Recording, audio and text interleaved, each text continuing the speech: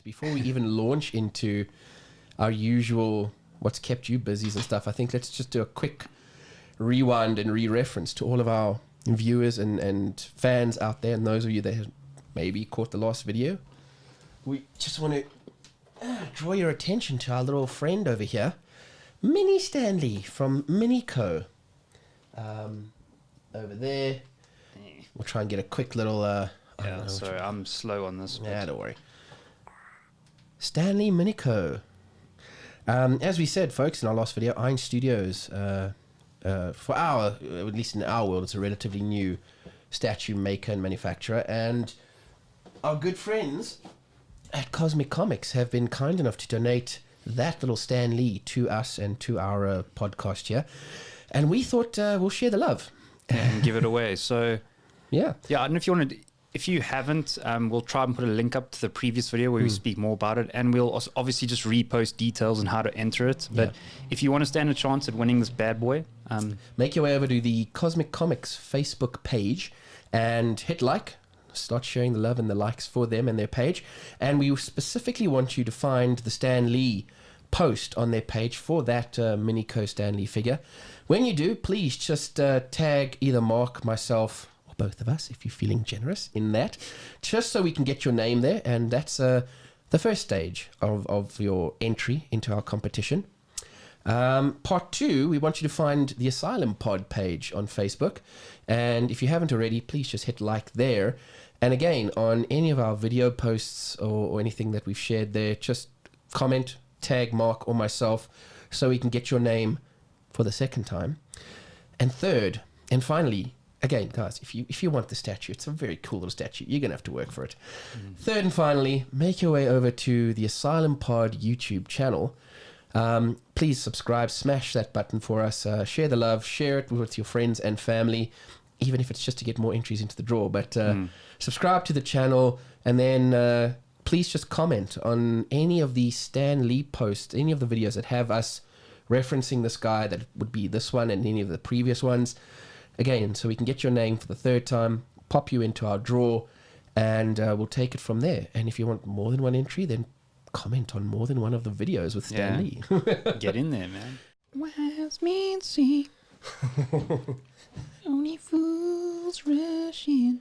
I don't know why it's on my mind. But I can't help falling in love with you.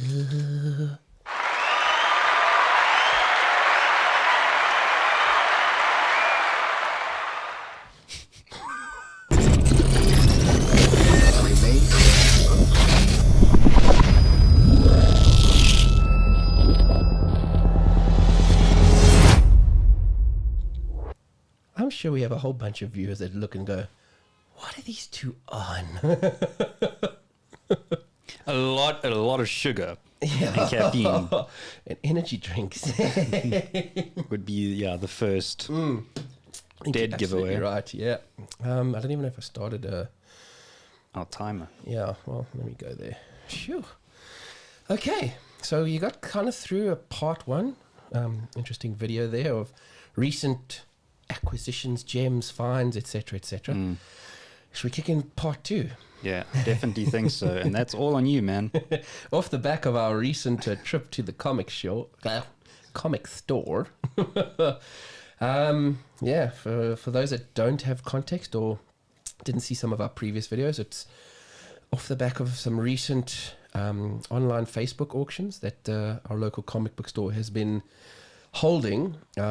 Great prices on some books. You've picked up some gems, and I went a little bit crazy this month, I won't lie. So let's just carry on with some of the graphic novels and hardcovers that I managed to pick up. First one out of the gate was one that I've been trying to get to wrap my head around, Forever Evil. And it's tying into a lot of what Scott Snyder has been doing or envisioned for the Justice League, the greater universe. I mean, I think Jeff Johns did this one over here. Yeah. Snyder kind of came off the back of that one too. If I remember correctly, this is pretty much the bad guys win, or they ascend. Okay. I think it's the Earth 2 villains that come in, Ultraman and all of those from that universe to come and, usurp the Justice League, as it were, and give them some hell. It seems like it's centered around Lex. Lex has a huge role in it too, as he normally does coming out of these types of things. I need to read it. A lot of people have recommended it. David Finch's art is amazing, coupled with John's. They say it's a cool read, and I think this is the completed story all in over here. So, you hope, otherwise it's volume 2, volume. See a volume 1 or anything on the back here. It looks like it's the whole damn thing. And I'll be honest with you, dude. Something that I've recently kind of started to steer towards, almost like a preference for hard covers on some things over TPs.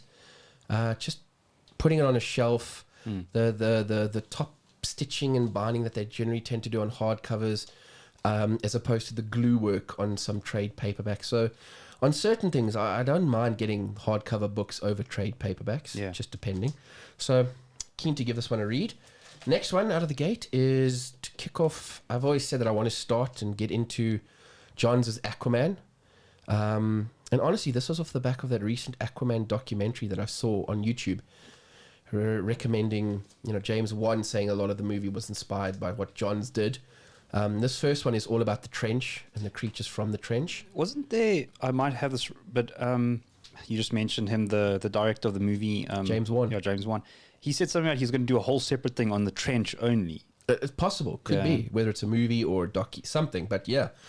Ivan Reis doing the art. Fell in love with his art when he did the Green Lantern run that Jeff Johns did too. So I'm keen to read this, and off the back of this, and a lot of what people have been saying, I've asked the comic store to order me the hardcover of the Throne of Atlantis story arc. There was also a DC animated, so keen to get that and see it. Then while I was rifling on the shelves at the store, I found this one, Body Count. Again, this caught my attention through our friends at Cartoonist Kayfabe, just talking about or doing a recent interview with Kevin Eastman, the guy who created the Ninja Turtles, with Laird. I forget his first name now. I'm going to go, oh, fuck. Anyway, I'm out of there. But this one in particular, Simon Bisley, the artist. I love Bisley's art. And teaming up with Eastman to do this. And you can see there's a Raphael, there's Casey Jones in there. So, yeah, very keen to read this and see how this fares with some of the other stuff out there. So I saw it on the shelf, and I actually couldn't believe my luck, because I thought this might have even been out of print. Yeah. And just super stoked to pick that one up. Where'd you pick that up? At Cosmic, on their shelves, dude. I do, and I'm not just saying this because, we doing this cool giveaway for them and stuff. But I'm often surprised at like the random titles, especially in TPs that we find there, that like catch me off guard, and I'm like, I didn't expect them to have that, which is very true. Yeah. And unfortunately, and in the Marvel world, the DC world, that's one thing, but there's that one section that they've got with all of the Dark Horse, the Image stuff, all of those not Marvel or DCs. And you and I have often said it, you actually have to spend a good morning there. It's my favorite part of the shelves by far. Agreed. And you literally have to go almost like shelf by shelf, row by row. And geez, if we had to spend a morning there, you and I would come out probably with piles like this of all the stuff. So happy and stoked that was there. Another one that would have come out of that section, but actually that I won on an online auction by Brian K. Vaughan, We Stand on Guard. And this, thankfully, I was turned on to by the folks at, it was Gem and Condition, whatchamacallit, Omnidog did a version of it, the hardcover guy spoke about this, and Ultimate, Uncanny Omar at Neiman Condition. Everybody has been recommending this for a great one-and-done, self-contained graphic novel. Excellent story, very highly rated. I saw it because of them, and I thought, need to get that. Had to go to a little bit of a bidding war almost with one of the other guys that we know in the comic book community, Greg. Sorry, Greg, I won. But really super stoked that I did, and I've got that one to read there too. Yeah, it's actually an interesting premise. It's what if Canada and America went to war? Oh, hectic. Yeah, okay. And it's like kind of give you the both sides, like Canada side, America side, and building big giant mech warriors to protect their side. So very keen to give this one a read. Now I'm going to dig into the box. This would be perfect for a commercial ad break right now. Totally. Here's the first little stack and pile. First one out the gate that I'm keen to get into is Bloodshot, the latest iteration and story on Bloodshot here. And if this is good, I might even get the rest of them. Written by Tim Seeley. Didn't really know Tim Seeley until he did a long run stint on He-Man, Masters of the Universe by DC. Enjoyed that so much. I even got a signed Tim Seeley comic that Cosmic had at one point. Yeah. So he's writing it, and the artist on this is one of my other favorites, Brett Booth. Okay. Brett Booth came from the Image days. He did a title called Backlash. Okay. Loved that character, and I loved his art in that book. So I've always been a fan of Brett Booth, and when I saw he was on this, it was a no-brainer for me almost. Had to pick that up. That one was one that we found on the shelves. Another one that we found on the shelves that hit really, really hard, but I'm so stoked that I've got this, is, Frank Cho's Jungle Girl from Dynamite. Yeah, and I literally saw you in real life sighing when you picked this up. And I'll give you a bit of history, dude. Like, I think there were 3 or 4 story arcs that was done all by Frank Cho. I had the singles, sold them at one stage.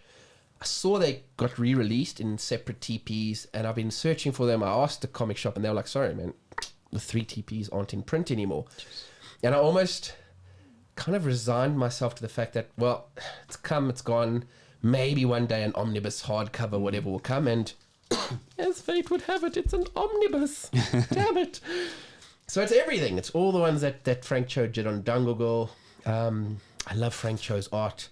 And maybe one step further, I love the way Frank Cho draws women. He's just got this way of drawing females that's not too perverted, too over the top or anything. They retain a lot of just femininity about them, and at the same time, they just look really sexy. So super stoked that I got that, even though it broke the bank a little bit there. Didn't expect to pay that for it.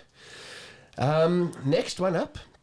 Off the back of a recent one-shot that they did where Wolverine fought Blade, this was on the shelves and I saw it and I was like, oh my God, I need this in my life, because it looks like it collects that and every other time that the guys have sort of fought. So there's a whole bunch of things that it collects at the back over here, and I just thought, wow, this is amazing. And it's the Wesley Snipes looking Blade, which I think is super, super cool, going toe-to-toe with Wolverine in various ways. So yeah, I think I might consider picking it up when you let me know what it's about. Because, I mean, I've got to jack my Marvel collection up. So, yeah. And that looks sick. So, well, dude, just looking, I mean, Guggenheim writing, Howard Chaykin on art. You can't go wrong with Chaykin art, dude. He's amazing. Another one that I've got in singles, but I've always wanted the TP just so I can reread it, is Soulfire by the late Michael Turner. And this one here is the first story arc that was not only written by him, but all the art was drawn by Michael Turner. I think Jeff Loeb co-wrote it with him. And yeah, man, it's just, this is what you want in Soulfire. You want this first chapter, all the art by him doing beautiful looking fairies and dragons, and it's just super cool, man. Really happy I got that. Next up, to complement Volume 1 of Dial H for Hero that I've got. We did a bit of a review on one of our first early podcasts. I remember you kind of educated me on the concept. Yeah, and showed you the different art in here, and that's the main thing that's brought me to it, man. The Joe Quinones art in this and how he changes it to suit whoever's come out of the H dial. I think that is superb. And I mean, if you look at the back, even you can see all the old classic looking DC type characters there. So super, super stoked that I've got Volume 2 and I can finish the read here. Another one that I got, kind of going to my bad girl phase in love, is Dawn versus Vampirella. Joseph Michael Linsner writing and doing the art. Dawn is Linsner's character, and I was just super stoked that he's doing all the art on this with Vampirella, because he's done a few Vampirella issues.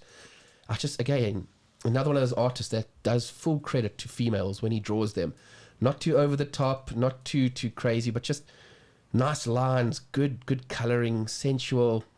I love it. So I saw that on the shelf, and I even saw it, and I didn't want anyone else to buy it, and I stashed it in a corner. I hope they don't watch this video, but I really didn't want anyone to get it, and I stashed it away. And fortunately, a couple weeks later, it was still there where I stashed it. Nice. These are actually quite cool that's coming out. It's milestone editions that Marvel are doing on a lot of their titles, actually. And all the X-Men ones tend to keep this sort of yellow theme to them. Okay, cool. Some of the others go with red, blue, depending on who the character is. I think Spider-Man's is red, Avengers is maybe blue or something. Excuse me, those lines. And this is one that I've always wanted to reread, the X-Men Messiah Complex. It takes place after Wanda Maximoff wiped out all the mutants by saying no more mutants, and there was a very limited edition or limited amount of mutants left on the Earth. And at this point, there is someone who gets pregnant with the next mutant to be born. And all of the villains, particularly Mr. Sinister, are around, I need to get my hands on this new child, the new Messiah that's going to be born. That's interesting, because that's actually going to be one of my first questions, is it centered around Mr. Sinister, because I really want to jack up my knowledge on him, because he's got so many people don't talk about the ties that he has to Gambit. Yeah, totally. Read X-Men The End. Yeah, and that's why I try to win that X-Men The End, and I lost it in an auction, but we'll get it for you. But I don't know if you saw in the movies, it's obviously complicated now, because when Fox owned the whole X-Men thing, at the end of, which film was it now? Probably one of the Wolverine ones. Or Deadpool. No, it was at the end of one of which X-Men film was it? Where it's got the new young Nightcrawler and the new Quicksilver, but they had I've lost all, but the company that Mr. Sinister owns, Essex, that Case, and that the Case was in, could have been one of those. It was the second one where they went to the Weapon X complex, and you didn't see Hugh Jackman Wolverine, but they let him out of the cage, and he just runs rampant and kills everybody. Yeah. That's where the Essex Case was. And so that was, they had these rumors floating around that Channing Tatum was trying to do a similar thing to what Ryan Reynolds did with Deadpool for Gambit. Yeah. And I'm not opposed whatever to him doing it. I think he'll do cool, whatever, but I just thought that would be such a logical way to tie and bring Mr. Sinister in, and then kind of bring Gambit in, and sure, how he was, for those who don't know, he was sort of he experimented on Gambit, and Gambit kind of felt a sort of loyalty to him for a while, until he was with a bunch of the Marauders, and things went horribly wrong. And there's all that stuff tied in there. Yeah, sorry, I'm rambling on now, but cool. Yeah, so I just Mr. Sinister, I'm keen to learn more about, because I only know that small tie of his to Gambit. I dig Mr. Sinister, dude. For a little bit more back history for you, he was created by Apocalypse. Okay, cool. And the way they did it in the Marvel Universe, I forget what that story arc is. They did a whole one around Apocalypse on Sabanur, where they show you that he was the first mutant all the way in ancient Egypt, how he gets his mutant powers, and then how he creates his little coffin that constantly regenerates him, that he goes into hibernation for. Then the next story that came out was all centered around Mr. Sinister, Nathaniel Essex. And Marvel kind of spun it around to say that he was actually Jack the Ripper in that era in England. Wow. And it was Apocalypse who finds him. He's Jack the Ripper because what he's actually doing is he's taking these people and he's performing all these experiments on them to try and trigger genetic mutation in that. And then all the X genes. Exactly. And Apocalypse finds him, and Apocalypse messes with him and creates him into Sinister that we know today. Promising him that he will understand genetics and everything like never before if he agrees to Apocalypse's thing. And at the end of the story, he becomes Sinister. And for a long time, he was actually Apocalypse's almost like right-hand man in a way. Like his herald, until he breaks away and becomes a villain in his own right with his own guys, the Nasty Boys and the Marauders and all of that stuff. So this is good. And this is the story arc where they bring the mutant Hope in. Okay. And it was an interesting one. There was an issue, and it was an X-Men issue in this run. For some reason, there was a printing error or whatever back when it first came out in the early 2000s. And I had the entire story arc except for that one comic. And there was only a few of them floating around in the wild. But if you wanted it, an intact version cost you stupid money. And I just couldn't find it. So after a while, I'd read the story in part because I was missing a huge chunk of it. And then I just sold off all my singles because I didn't have a full run of it. And now, at least I've got it so I can read it and see what happens in that particular issue that I missed. Definitely. I then also picked up a few singular issues that I managed to pick up on auctions and stuff like that. One that I didn't get when Literally it first came still out. got the price tags on, Warren. I know. And the little note saying this has to go to Warren. That's the 100-page special, Teen Titans one. And as you know, I'm a huge fan of these 100-page specials as they're coming out now. Multiple stories in there. You can see there's some with Raven, Robin, all the various Teen Titans. Excited to read that. Another one that I picked up that you actually pointed out to me, I think. Yeah, I did tag you in this. Yeah, this one was going for a stupidly cheap price. And I'm so happy that you did, because I'm a huge fan of Red. Love those stories. I've actually got these comics collected and in little collected trade paperbacks. And this one is signed by the artist, one of our local boys, Jason Masters. Yeah. I do have a few Jason Masters signed comics, ones that I got at cons and things, but really stoked to get Red signed by him, given that I love the story, love the characters. So thank you for tagging me in that. Nice. This is another one that's kind of random for some people. I recently decided that I kind of dug the whole 2099 idea of stories. So I've been tracking down Spider-Man 2099's, Doom. I loved Doom, actually. That was my favorite out of all the 2099 stuff. And all the other characters, Ghost Rider, etc.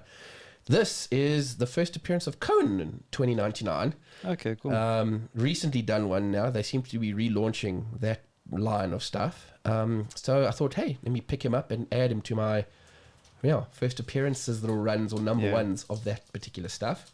So quite super stoked that I got that. Let me tear these off there. Yeah. These are some other cool ones. There's two of them, actually. May as well hold them both up. Both signed by the original story writer, Peter David.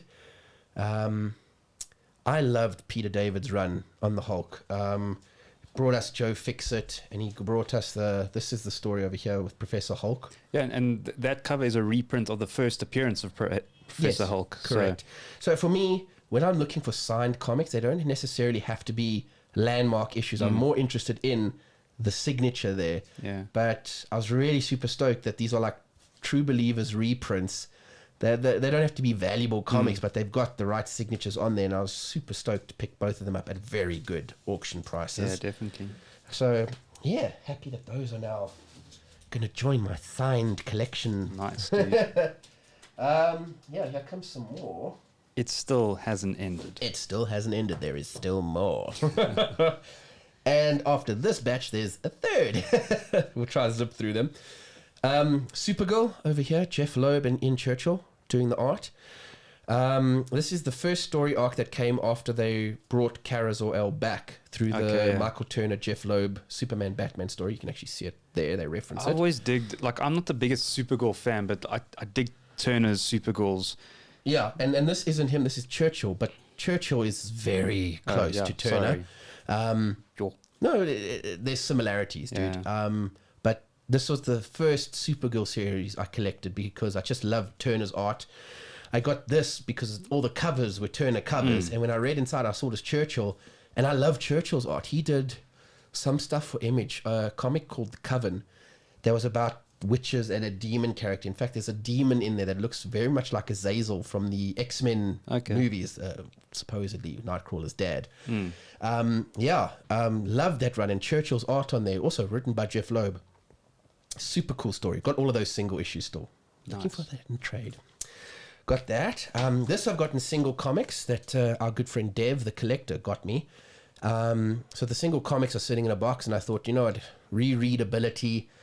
Let's get the trade over here, and it's Star Trek meets the Green Lanterns. You broke the camera.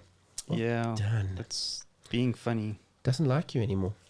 We'll just have to hold these up to the screen if I need to. I do think the next one or two we might need. I'm going to just quickly change batteries. Yeah. I'll just keep talking while you do.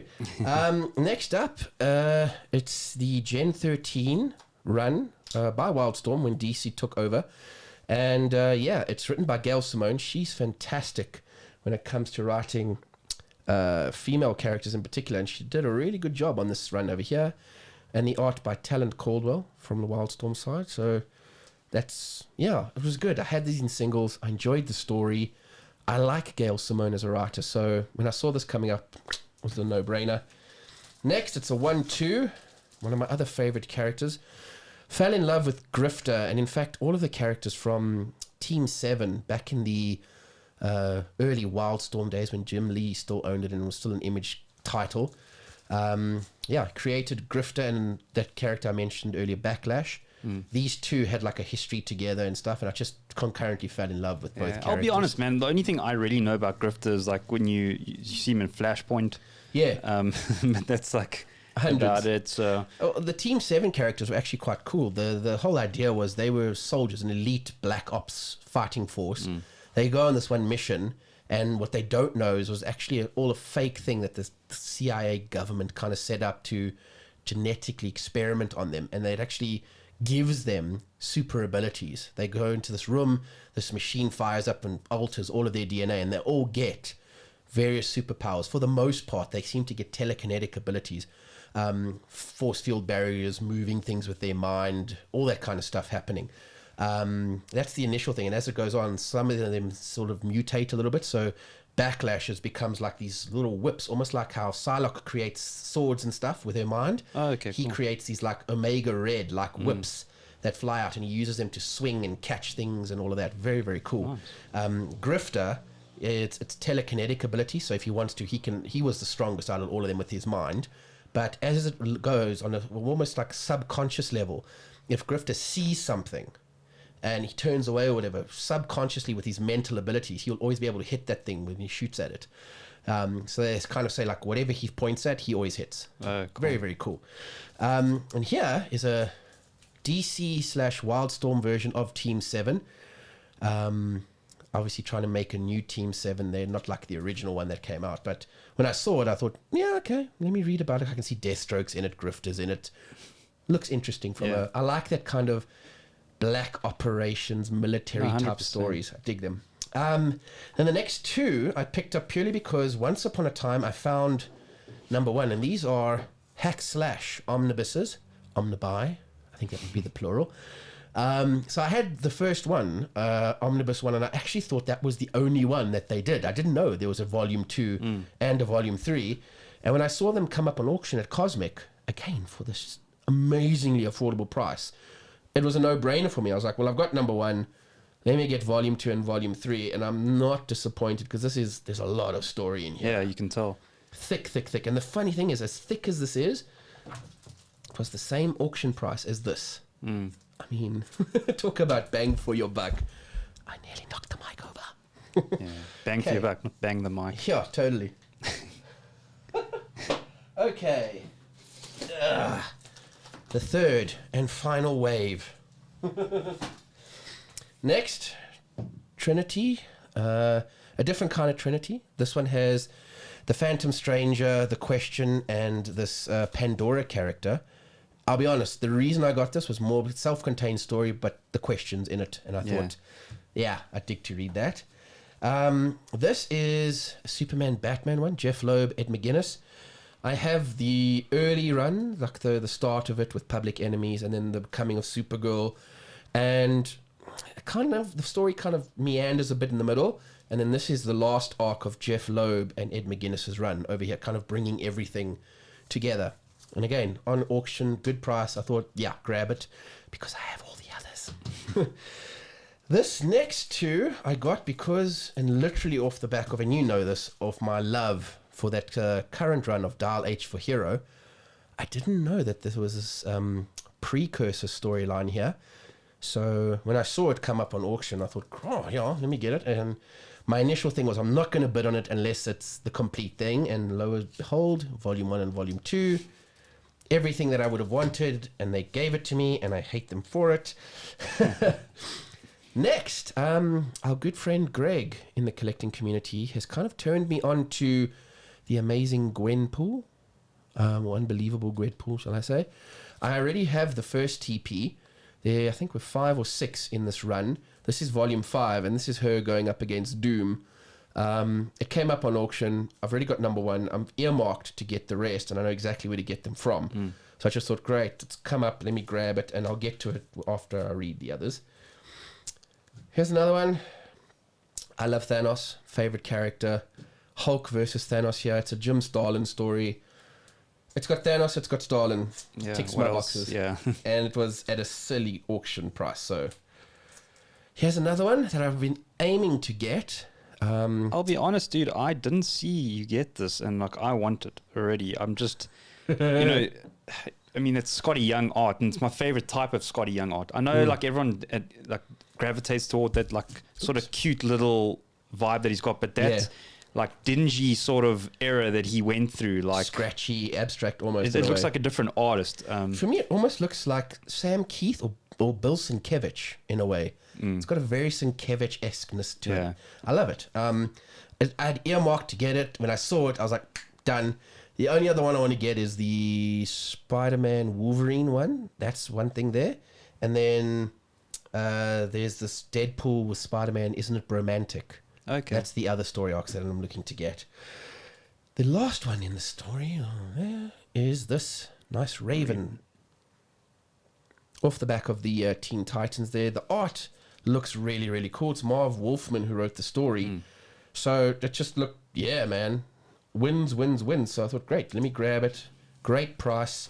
Nothing to worry about there. The cover price might say close to 300, but it definitely wasn't that on auction. Nice. Yeah.